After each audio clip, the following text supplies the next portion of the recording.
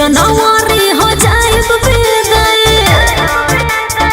सुना एही दिसंबर में हो सगाई चढ़ते जनवरी हो जाए जान करी हो ना तू आँख नम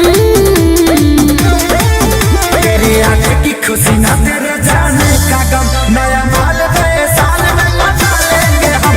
तेरी आँख की खुशी ना तेरे जाने का गम नया माल नए साल में मचा लेंगे हम। ये क्या बोल रहे हो?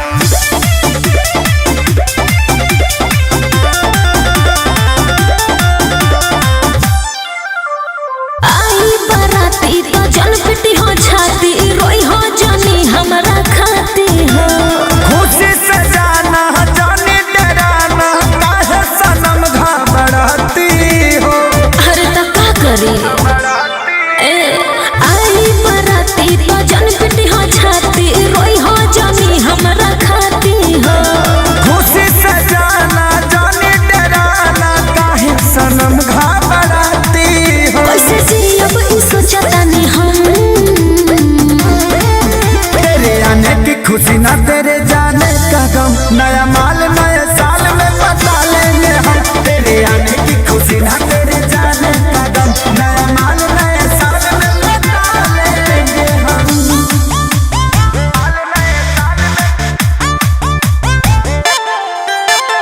Music by Arya Sharma.